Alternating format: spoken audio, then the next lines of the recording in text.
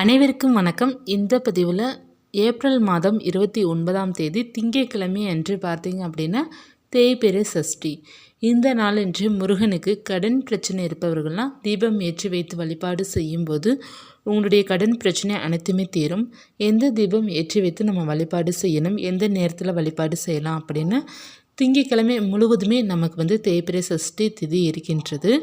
மாலை 6 மணிக்கு மேலே இரவு 9 மணிக்குள்ளே நீங்கள் முருகனுடைய படமோ அல்லது சிலை இருக்குது அப்படின்னா செவ்வரளி பூக்களெல்லாம் அலங்காரம் செய்துட்டு வேல் இருக்குது அப்படின்னா வேல் வைத்து நம்ம பூஜை செய்வது இன்னமும் சிறப்பாக இருக்கும். வேல் இல்லாதவர்கள் படம் இருக்குது பார்த்திங்களா, படத்திற்கு மட்டும் நீங்கள் பூக்களால் அலங்காரம் செய்துட்டு பூஜை செய்து பாருங்கள், நல்ல மாற்றங்கள் இருக்கும்.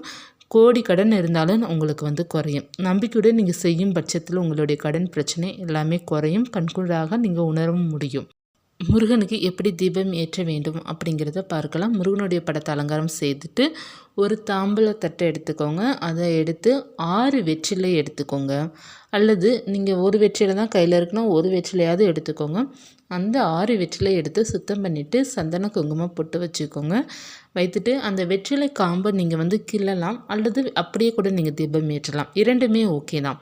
வெற்றிலை காம்பை எடுத்துடணுமா அப்படிங்கிறதுக்கு கொஸ்டின் நிறைய பேர்த்துக்கு இருக்கும். அது எடுக்கவும் செய்யலாம், இல்லைன்னா அப்படியே நீங்கள் தீபம் ஏற்றலாம்.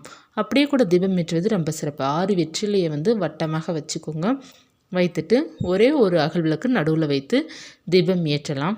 அல்லது 6 வெற்றிலை எடுத்து ஒவ்வொரு வெற்றிலைக்கு மேலேயும் ஒவ்வொரு அகல் விளக்கு வைத்து 6 அகல் விளக்கு நீங்கள் தீபம் ஏற்றலாம். இது நம்மளுடைய விருப்பம்தான்.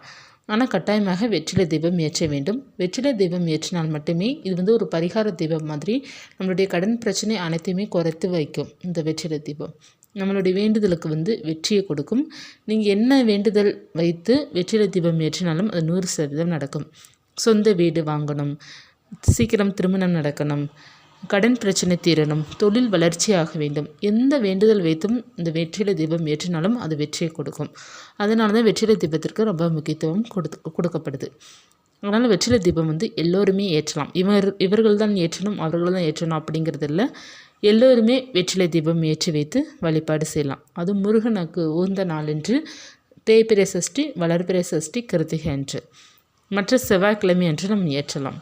இந்த மாதிரி வெற்றிலை தீபம் ஏற்றி வைத்து வேல் மாறல் அல்லது கந்தசஷ்டி கவசம், முருகனுடைய மூல மந்திரம் அல்லது முருகனுடைய காயத்ரி மந்திரம், முருகனுடைய 108 போற்றிகள் சொல்லி நம்ம அர்ச்சனை பண்ணலாம். அல்லது நீங்கள் இந்த மந்திரங்கள் மட்டும் சொன்னாலே போதும். சொல்லி நீங்கள் வழிபாடு செய்து பாருங்கள், நல்ல மாற்றங்கள் இருக்கும். அந்த வெற்றிலை தீபம் ஏற்றின பிறகு அந்த வெற்றிலையை காய்ந்த பிறகு நீங்கள் பூஜை குப்பைகளுடன் சேர்த்து நீங்கள் போற்றலாம். அப்படின்னா நீங்கள் பயன்படுத்தி கொள்ளலாம். அல்லது நீங்கள் செடி வீட்டில் இருக்குது அப்படின்னா செடிக்கடியில் அந்த மண்ணில் அந்த வெற்றிலையை போற்றலாம். இந்த பூஜை செய்து பாருங்கள், முருகனுடைய அருள் பரிபூர்ணமாக கிடைக்கும். கேட்ட உடனே முருகன் கொடுப்பார். அந்த நம்பிக்கையுடன் நீங்கள் வழிபாடு செஞ்சிங்கன்னா நிச்சயமாக கொடுப்பார். ஒருபோதும் கைவிடவே மாட்டார். முருகனுடைய பக்தர்களுக்கு சின்ன சின்ன சோதனைகள் வரலாம், ஆனால் ஒருபோதும் கைவிட மாட்டார்.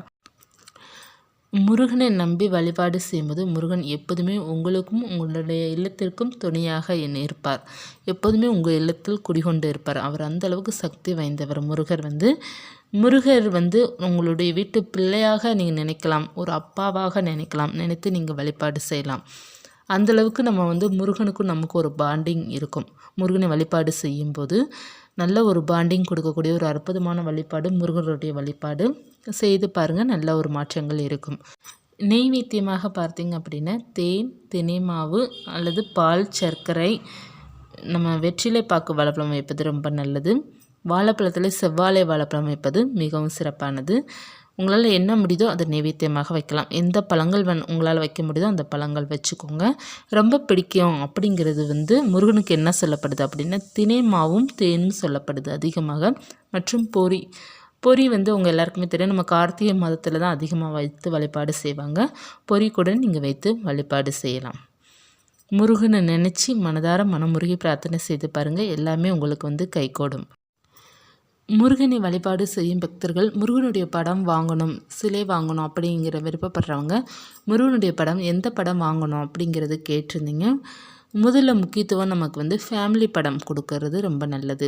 அதாவது முருகன் வள்ளி தெய்வான்னு இருப்பாங்க பார்த்தீங்களா, அந்த படத்திற்கு நம்ம மிகவும் முக்கியத்துவம் கொடுக்கணும். எல்லாருமே குடும்பம் வந்து ஒற்றுமையாக இருக்கணும், குடும்பம் சந்தோஷமாக இருக்கணும், கணவன் மனைவி ஒற்றுமையாக இருக்கணும்னா எல்லாருக்குமே ஆசையாக இருக்கும்.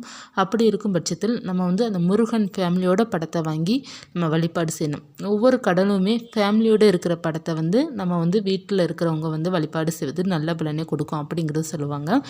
இரண்டாவதாக பார்த்தீங்கன்னா, முருகனுடைய ராஜ அலங்காரம் இருக்குது பார்த்தீங்களா, அதாவது பழனியில் அலங்காரம் செய்து படங்கள் இருக்குது பார்த்தீங்களா, அந்த படங்கள் வைக்கலாம்.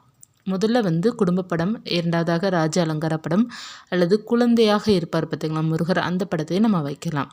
குழந்தையாக காட்சி அருமையாக கொடுத்துருப்பார், அந்த படங்களையும் வைக்கலாம். முருகனுடைய படம் வந்து எல்லா படமுமே வைக்கிறதுக்கு ரொம்ப நல்ல படம் தான். நீங்கள் இந்த படம் வைக்கணும் அந்த படம் வைக்கணும்னு குழம்பிக்க வேணாம். ஒரு சகோதரி கேட்டிருந்தாங்க, அதற்காக சொல்கிறேன். முதல்ல ஃபேமிலி படத்திற்கு முக்கியத்துவம் கொடுங்க.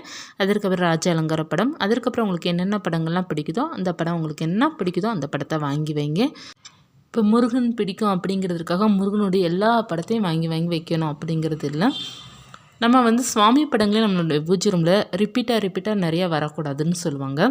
இப்போ வந்து முருகனுக்குன்னு ஒரு தனி படமாக நீங்கள் வாங்குறீங்கன்னா, அது பெருசாக வாங்குறீங்க அப்படின்னா அது ஒன்று மட்டும் போதும். மற்ற ஏதாவது முருகன் கோயிலுக்கு போயிட்டு வரீங்க அப்படின்னா அந்த படத்தை வாங்கி வைக்கணும். மற்ற இன்னொரு கோவிலுக்கு போனீங்கன்னா அதே வாங்கி வைக்கணும் அப்படிங்கிறது இல்லை. முருகனுடைய ஒரு படம் இருந்தாலே போதும், நல்ல மாற்றத்தை உங்கள் வாழ்வில் வந்து முன்னேற்றம், பொருளாதார முன்னேற்றம் எல்லாமே உங்களுக்கு சிறப்பாக அமையும். இந்த பதிவு உங்களுக்கு உபயோகமாக இருந்துச்சுன்னா லைக் பண்ணுங்கள். இது போன்ற தகவல் தெரிந்துக்கலாம் சேனலை சப்ஸ்கிரைப் பண்ணி வச்சுக்கோங்க. மீண்டும் ஒரு தகவலை சந்திக்கிறேன். நன்றி.